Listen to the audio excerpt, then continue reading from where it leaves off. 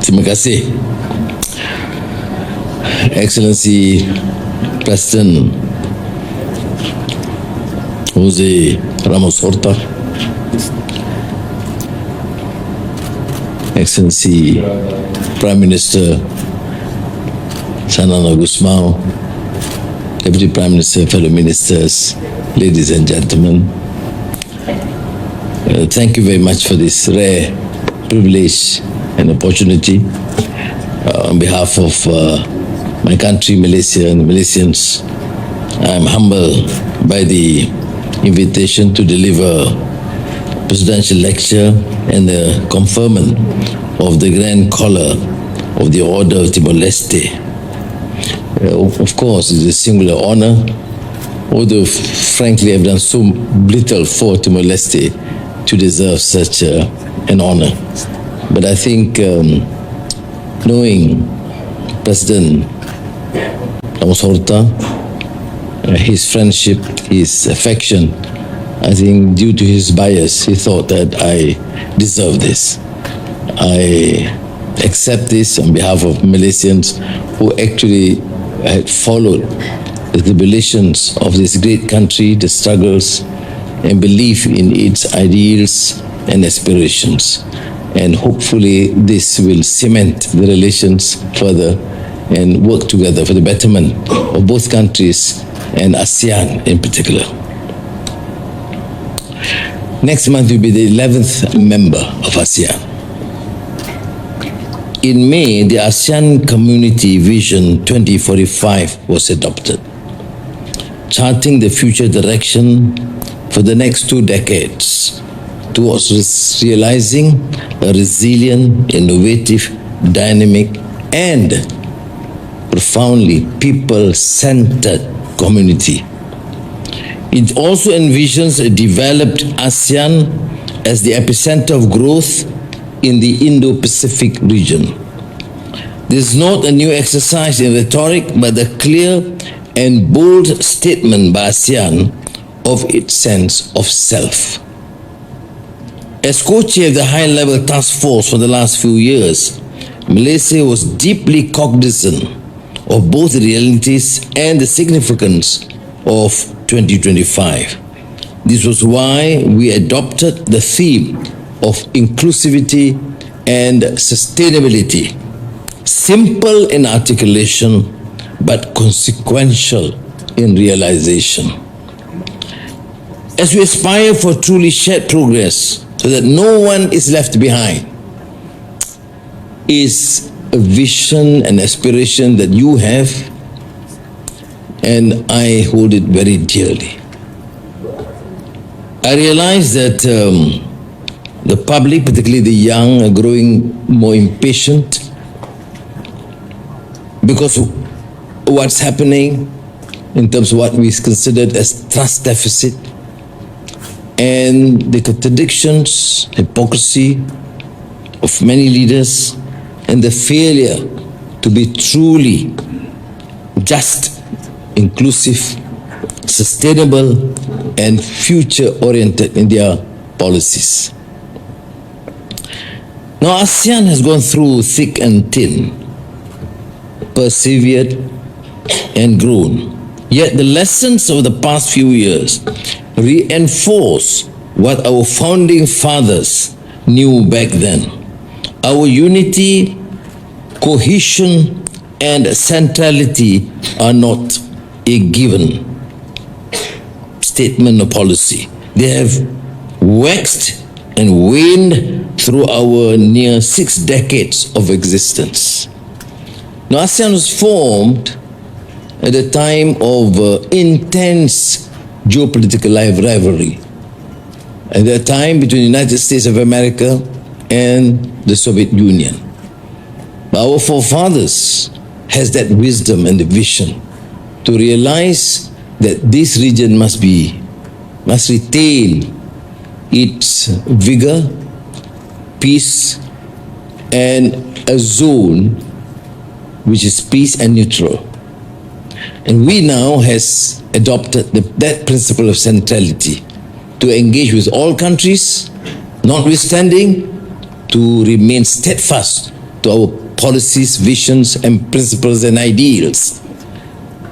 So, rhetoric aside, ASEAN's cohesion and centrality must be earned and re-earned and fortified.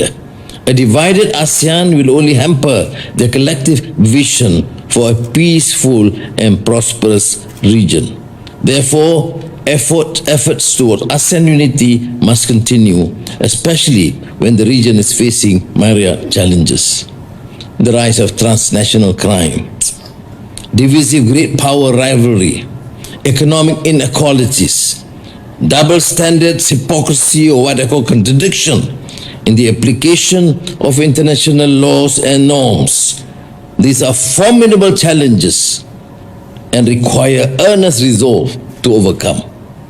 But even more intractable and insidious are the atrocities perpetuated against the weak and the downtrodden.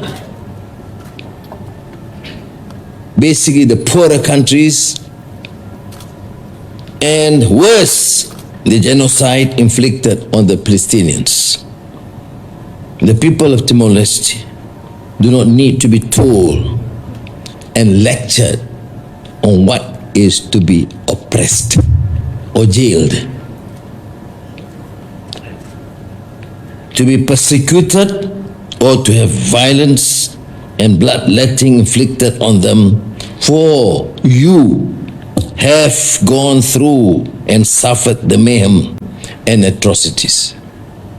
But you have also emerged stronger, more durable, more resolved, not to have such cruelty being perpetrated against you or any other vulnerable people.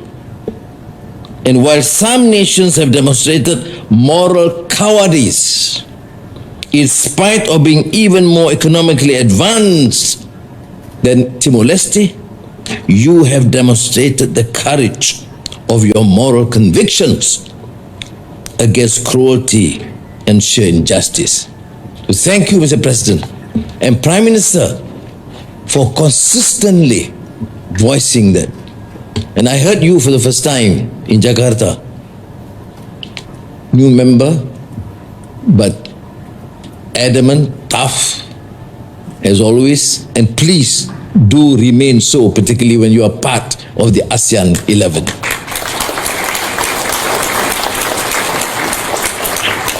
We have always overcome challenges and pushed the boundaries of success when we do so together. Now, when we pit one against the other or work to exclude some from cooperation and progress, we will continue to have a problem. So when people ask me, Anwar, why is it that you're so adamant in ensuring that Timor-Leste becomes a full member of ASEAN as soon as possible? My view, my answer is simple. Whether a country is newly independent or relatively poorer is insignificant. It is part of our region and it has a great experience and it will contribute enormously to our enterprise to strengthen the bond of ASEAN. So thank you for agreeing to be a member.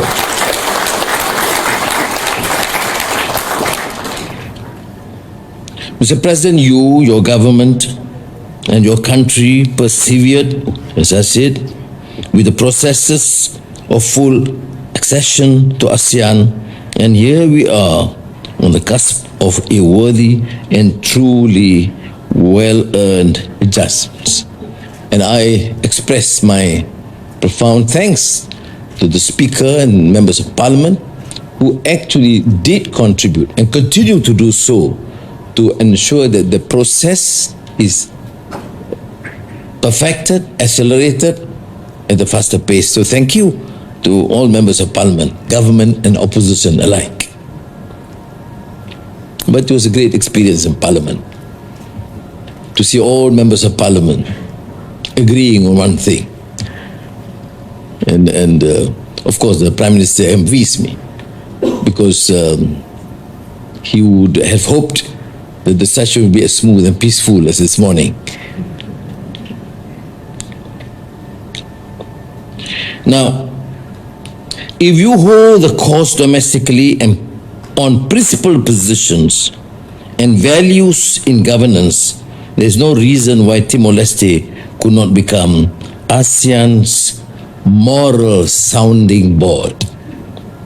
So, as ASEAN countries continue to drive efforts to broaden its regional engagement with other groupings, Timor-Leste can facilitate new inroads, particularly with the Lusophone world. With 9 member nations and a further 35 associate observers and growing collaboration on this agenda, this community should be on our radar. And to germinate those connections and collaborations, it will be plainly advantageous for ASEAN to have a member state that has already been part of the Lusophone community for over 2 decades.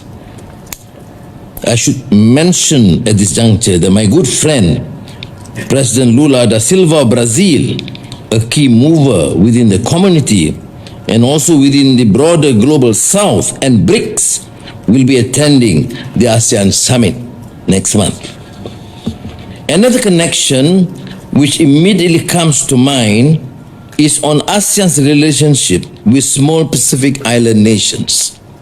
ASEAN and the Pacific Island Forum have taken tentative steps to greater collaboration. I look forward to Timor-Leste playing an active role in advancing this cooperation based on shared interests and further connecting ASEAN with key regions in the Indo-Pacific.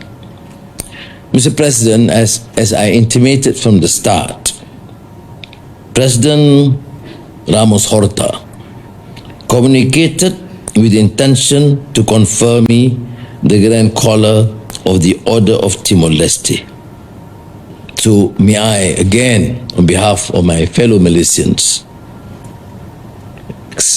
accept this humbly and expressing our gratitude to receive your nation's highest and most prestigious honor. Terima kasih.